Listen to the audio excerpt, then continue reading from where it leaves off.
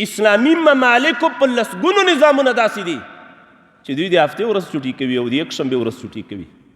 دا چې د یهودو او د نصاراو لکۍ نیول نه دي نو څه دي؟ موږ له دې نه څه تعبیر وکړو؟ موږ ډېر عجیب خلک یو، ځان ته خبر نه یو خو د یهودو او د نصاراو لکۍ هم نیولي وي. موږ ځان ته خبر هم نه یو، بس د دوی په نقش و قدم په عادي عادي خبرو کې هم د دوی په لاره باندې روان یو. یو سړي چې نیکټایي اچولی وي دا با تعلیم او باسواده او با تهذیبه سړی بلل کېږي. چې دا ګیره یې له دې خوا نرخیلې وي او بریتونه یې مرخیلې وي دغه سړی ډېر با تهذیبه بلل کېږي. یو سړي چې دغه سر د انګریزانو او د یهودو او د نصاراو په څېر باندې جوړ کړی وي، قسمه قسمه موډونه یې پکې جوړ وي، دې سړي ته خلک با تهذیبه سړی وایي. نو دا چې د یهودو او د نصاراو اتباع نه ده نو څه دي؟ اوس دې ته موږ څه ووایو؟ په اسلام کې د جمعې ورځ یو خاص او ځانګړی اهمیت لري. د جمعې ورځ سید الایام بلل شوې ده، د ټولو ورځو سرداره ورځ. د جمعې ورځ د مسلمانانو د عبادت ورځ ده. د جمعې ورځ د مسلمانانو په مابین کې یو تر بله د همدردۍ او له مشکلاتو نه د خبرېدا ورځ ده. د جمعې مبارکه ورځ په اسلام کې د دعاو د قبلېدو ورځ ده. حتی حدیث مبارک کې ذکر شوي د جمعې ورځ له لوی اختر او کوچني اختر نه هم بهتره ورځ ده. موږ تاسو باندې په کال کې 2 اخترونه راځي، یو کوچنی اختر او بل لوی اختر.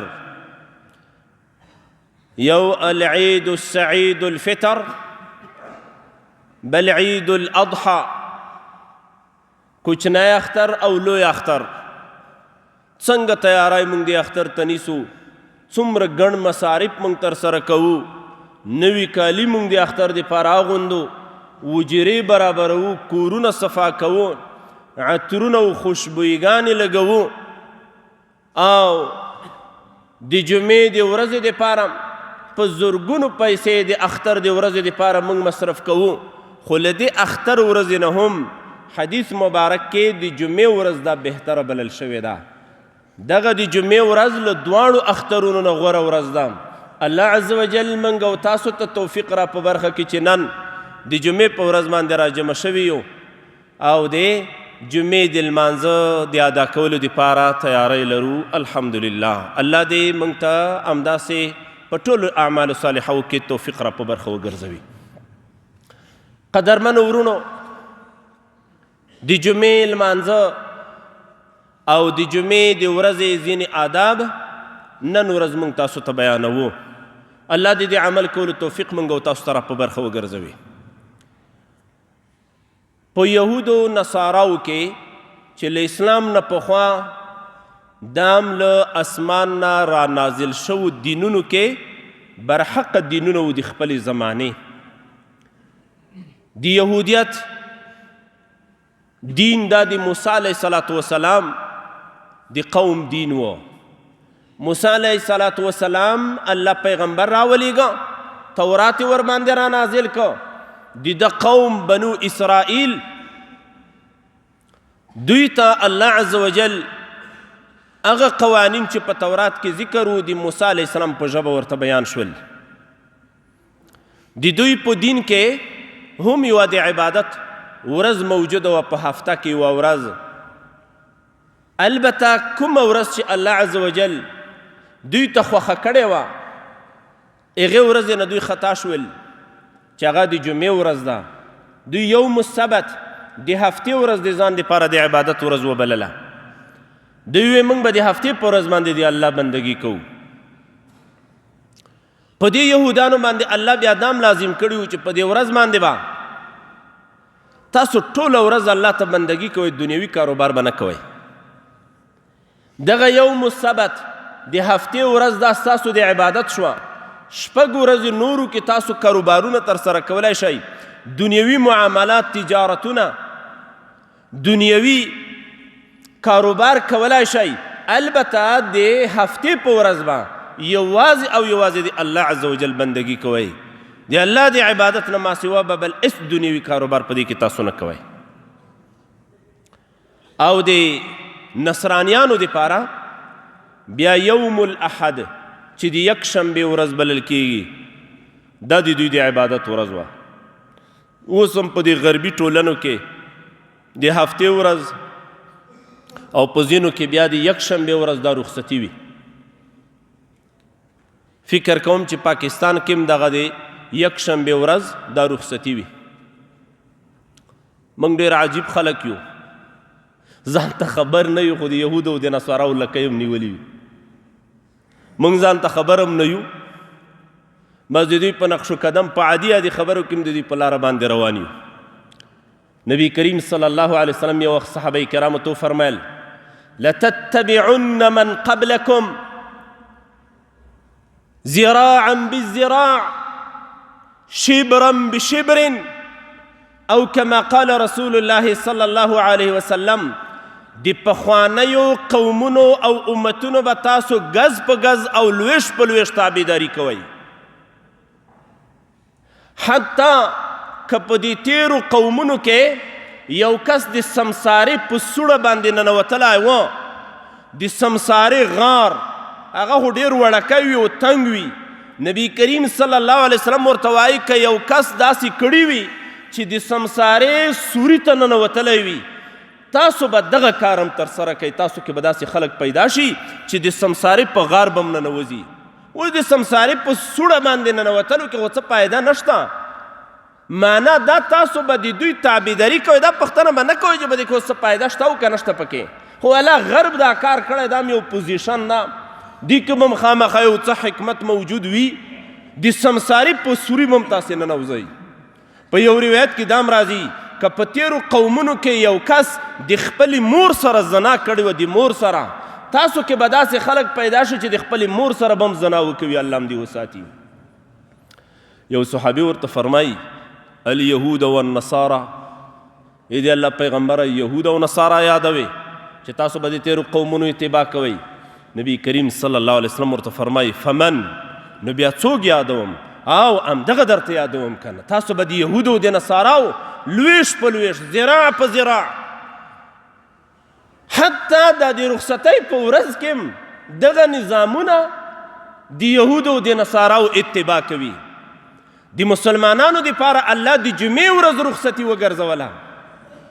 د جمعې ورځ الله مسلمانانو ته خوښه کړه، د جمعې ورځ د عبادت وګرځوله. دفترونه باید د جمعې په ورځ باندې تړلي وي. کاروبار باید د جمعې په ورځ چې کله اذان وشو باید ودرول شي. خو لیکن په لسګونو اسلامي مملکتونو نظامونه داسې دي، د اسلامي ممالکو په لسګونو نظامونه داسې دي چې دوی د هفتې ورځ چوټي کوي او د یکشنبې ورځ چوټي کوي. دا چې د یهودو او د نصاراو لکۍ نیول نه دي، نو څه دي؟ موږ له دې نه څه تعبیر وکوو؟ خپل اسلام په هره برخه کې شاته غورځول، کلتور هم د غرب کلتور راواخیست، لباسونه هم د غربیانو هغه لباسونه خپل کړل. که یو سړي پتلون اچولی وي بې ادبي ما په دې پتلون کې کوناټي ښکاري، دغه تهذیب بلل کیږي. څومره چې تنګ پتلون اغوستل شوی دغه تهذیب بلل کیږي. بې ادبي ډېره معاف.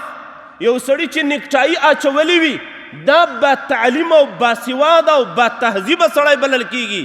چې دا ګیره له دې خوا نرخیلی وي او بریتونه یې مرخیلی وي دغه سړی ډېر با تهذیبه بلل کیږي.